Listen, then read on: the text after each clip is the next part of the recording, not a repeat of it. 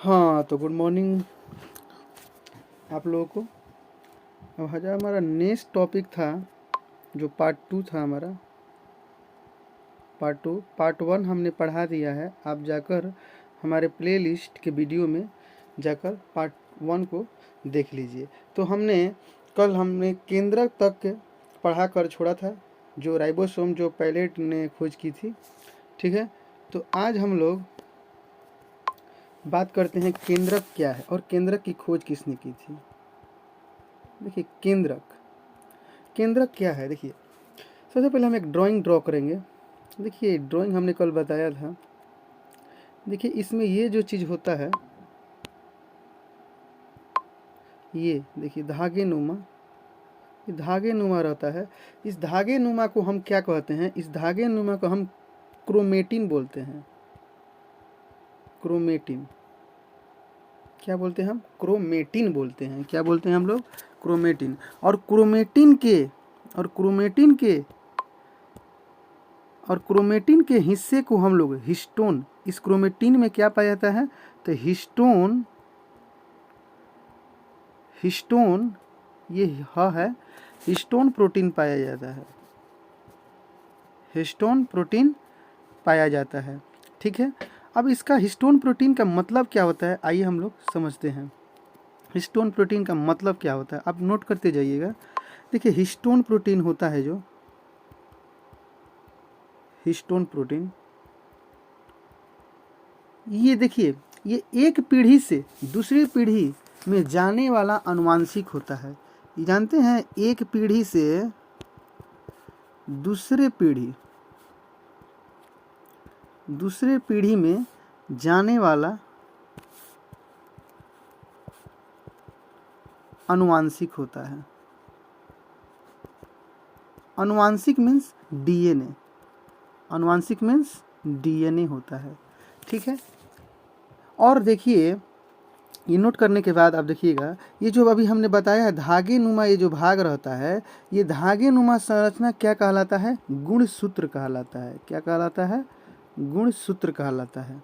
ठीक है, गुणसूत्र को हम लोग इंग्लिश में क्रोमोसोम बोलते हैं। क्रोमोसोम बोलते हैं। ठीक है, अब आते हैं क्रोमोसोम के बारे में पढ़ते हैं हम लोग। क्रोमोसोम क्या है? देखिए, क्रोमोसोम के बारे में पूछते हैं। देखिए, क्रोमोसोम में पूछता है कि गुणसूत्र कितने होते हैं मनुष्य में। मनुष्य में कितने गुणसूत्र होते हैं? तो 46 होते हैं। ठीक है, जोड़ी पूछेगा तो जोड़ी हम लोग जवाब देते हैं 23। ठीक है, लेकिन यहाँ पर अब ध्यान से सुनिएगा, हम लोग एग्जाम से कैसे एसएससी वालों ने दिमाग पर हम लोग का खेला करता है। देखिए, हम क्या बताना चाह रहे हैं। अब क्वेश्चन क्या करेगा आपको कि ये जो हमने अभी 23 जोड़ी जो बताए हैं ना, 23 जोड़ी, अब आपको प्रश्न कैसे बनाएगा याद रखिएगा, थोड़ा आँख को केयर करके देखिए। ठीक है, इस 23 जोड़ी में कायिक गुणसूत्र जो होता है, कायिक,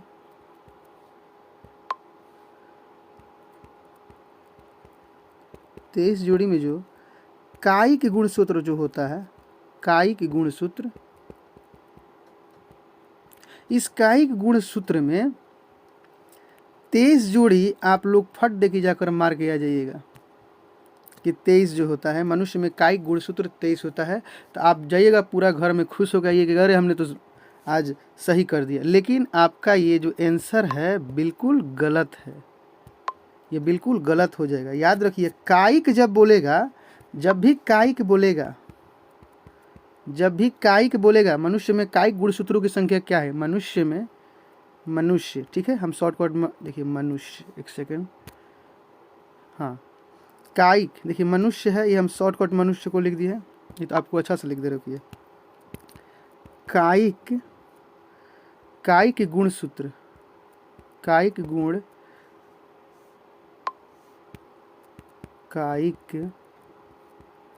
गुणसूत्र मनुष्यों में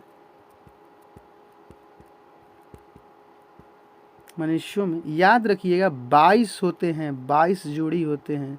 अब पूछिएगा आप कि 22 जोड़ी कैसे। चलिए आपको बताते हैं 22 जोड़ी कैसे, नोट कर लीजिएगा, इसके बाद हम आपको समझाते हैं 22 जोड़ी कैसे। देखिए जो 22 जोड़ी होता है ना, 22 जोड़ी, देखिए 22 जोड़ी में जो ये हमारा पहले बात, कायिक गुण का ऑटोसोम बोलते हैं। कायिक गुण को इंग्लिश में क्या बोलते हैं, ऑटोसोम बोलते हैं, ठीक है। देखिए कायिक गुणसूत्र में क्या होता है ना, जो आप 23 याद किए हैं ना, 23 में से एक जो होता है वो लैंगिक गुणसूत्र में चला जाता है, लैंगिक गुणसूत्र में, लैंगिक गुणसूत्र में चला जाता है, लैंगिक गुणसूत्र में चला जाता है। ओके, अब देखिए यानी पूछेगा कि अब लैंगिक जन्म में गुणसूत्र की संख्या कितनी होती है, तो याद रखिएगा 2 होती है, ठीक है। पूछेगा तो 2, और जोड़ी पूछेगा तो आपको बोलना है 1 जोड़ी होती है। कितनी जोड़ी होती है, 1 जोड़ी। ध्यान से फिर समझिएगा, लैंगिक गुणसूत्र जो 22 जोड़ी, आप लोग 23 जोड़ी बोलते हैं, कायिक गुणसूत्र बोलेगा तब हमको जवाब देना है। ऐसे पूछेगा, देखिए मनुष्य में गुणसूत्रों की संख्या कितनी होती है, 46 होती है, जोड़ी कितनी होती है, 23 होती है। लेकिन जब बोल देगा कि मनुष्य में कायिक गुणसूत्रों की संख्या कितनी होती है, तो 22 मार्क कराना है आपको, 22। पूछ देगा कि एक गुणसूत्र कहाँ चला जाता है, तो एक गुणसूत्र हमारा लैंगिक जनन में चला जाता है, लैंगिक गुणसूत्र में, यानी कायिक गुणसूत्र जिसको हम नाम से जानते हैं।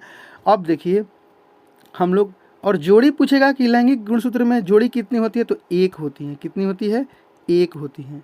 चलिए हम लोग अब इसके बारे में समझते हैं। देखिए पुरुष में XY होते हैं और महिला में XX होते हैं, ठीक है। अब देखिए अब ये आ जाता है प्रश्न कि इसमें से किसका, पूछता है कि XY और XX में कौन लिंग निर्धारण करेगा।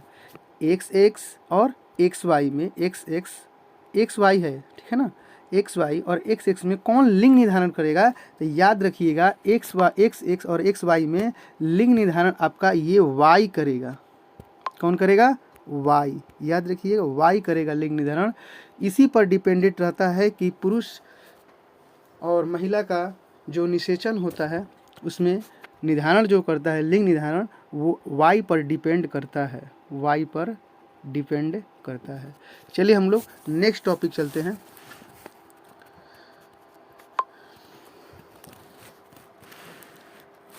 और इसी पर देखिए जो Y होता है यही निर्णय करता है कि लड़का होगा यानी मेल होगा या फीमेल होगा, ठीक है। पुरुष का अगर XX जाएगा और महिला का तो XX हुक्बे करता है, तो XX जब भाग लेगा तो ठीक है, तब तो लड़की जन्म लेगी यानी फीमेल जन्म लेगी, ठीक है। अगर XY में Y अगर भाग लेगा महिला में तो मेल होगा यानी कि लड़का होगा, लड़का, ठीक है। नेक्स्ट चलते हैं हम लोग आगे को। अब देखिए कोशिका, अब देखिए क्वेश्चन आता है कहाँ से, एक क्वेश्चन आया है SSC से, बहुत ही वीवी आई है, इसको नोट कर लीजिएगा, बहुत ही वीवी आई है। क्वेश्चन किया है क्या कि कोशिका का यातायात प्रबंधक कौन है। कोशिका का यातायात कोशिका का यातायात प्रबंधक कौन है, प्रबंधक कौन है। तो याद रखिएगा कोशिका का यातायात प्रबंधक जो है वो होता है गोल्जी काय। गोल्जी काय क्या बोलते हैं उसको, गोल्जी काय, उसको बोलते हैं गोल्जी काय, या इसको इंग्लिश में बोलेंगे हम लोग गोल्जी बॉडी, गोल्जी बॉडी, ठीक है। अब अगला क्वेश्चन ये गौर बनाता है एग्जाम में, कहता है कि कौन सा कोशिकांग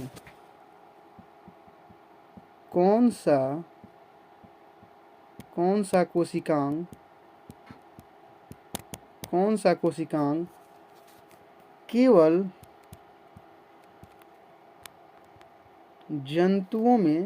जंतु कोशिका में पाया जाता है, जंतु कोशिका में पाया जाता है। तो याद रखिएगा जंतु को इसका बोलेगा तो केवल तारककाय, तारककाय, तारककाय में पाया जाता है। इसको इंग्लिश में हम सेंट्रोसोम बोलते हैं, इंग्लिश में इसको हम लोग सेंट्रोसोम बोलते हैं। याद रखिए इसको इंग्लिश में हम लोग क्या बोलते हैं, सेंट्रोसोम। अगला बढ़ते हैं, याद रखिएगा जंतु कोशिका में केवल पाया जाता है, ये केवल बस जंतु कोशिका में ही पाया जाता है, ये याद रखिएगा, ये केवल जंतु कोशिका में ही पाया जाता है तारकाय, याद रखिएगा। चलिए नेक्स्ट बढ़ते हैं हम लोग पॉइंट कोश। अगला है जंतु कोशिका का कार्य क्या है, जंतु कोशिका का कार्य। देखिए जंतु कोशिका का कार्य क्या है, याद रखिए कोशिका विभाजन में सहायता, आंसर इसका हो जाएगा कोशिका विभाजन में, कोशिका विभाजन में सहायता करना। ठीक है, अब देखिए हम लोग नेक्स्ट टॉपिक पढ़ेंगे लवक। लवक क्या होते हैं, ये देखिए जो लवक होता है ना, ये केवल पादप कोशिका में पाया जाता है। लवक ये केवल पादप कोशिका, पादप कोशिका में पाए जाते हैं। ठीक है, नेक्स्ट पढ़ते हैं हम लोग आगे। अगला है मानव में गुणसूत्रों की संख्या 22 जोड़ी होते हैं और एक जोड़ी लैंगिक गुणसूत्र होते हैं। आप ये तो आपको बता दिया है। ठीक है, इस चीज़ के बारे में तो हम लोग बता दिया है। अब देखिए केंद्रक की खोज किसने किया था, ये भी हमने बता दिया था पिछले वीडियो में। केंद्रक की खोज किया था रॉबर्ट ब्राउन ने, रॉबर्ट ब्राउन। ये भी साथ ही साथ बता देते मृत कोशिका की खोज किसने किया था और जीवित कोशिका की खोज किसने किया था, यही बता देते। मृत कोशिका की खोज आपको बताए थे रॉबर्ट हुक ने किया था और जीवित कोशिका का खोज किया था किसने, बोलिए बोलिए, जीवित कोशिका की खोज किसने किया था, भूल गए।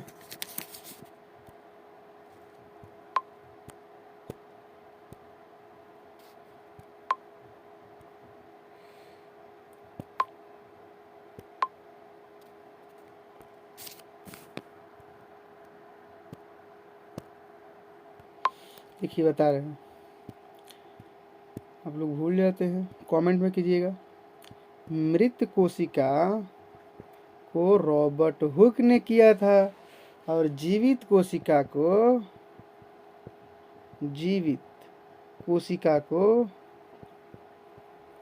लियोन हॉक ने किया था, लियोन हॉक। ठीक है, तो इसी के साथ हमारा जो भी चीज़ था इसको हमने बड़ी ही अच्छे ढंग से क्लियर किया। ठीक है,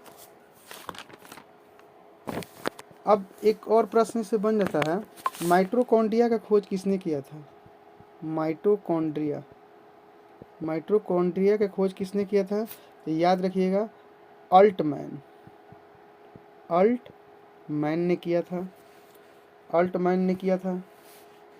राइबोसोम का खोज किसने किया था, ये भी बता दिए थे, राइबोसोम का खोज पैलेड ने किया था, पैलेड ने राइबोसोम का खोज किया था। अगला, अब देखिए क्रेमिलो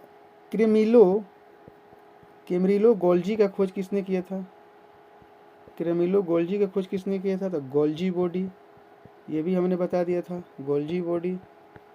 ठीक है, नेक्स्ट केंद्रक का खोज तो हमने बार बार बताया है, रॉबर्ट ब्राउन होते हैं। ठीक है, याद रखिएगा, हम एक बार फिर ड्राइंग बनाकर बता दे रहे हैं आपको कि ये जो चीज़ होता है ये, और इसके अंदर ये जो धागे, ये केंद्रक जो है, ये केंद्रक, इसमें जो ये ऐसे कलर का रहता है, ये हमारा माइटोकॉन्ड्रिया होता है, जिसको हम लोग पावर हाउस ऑफ सेल बोलते हैं, पावर हाउस ऑफ सेल बोलते हैं।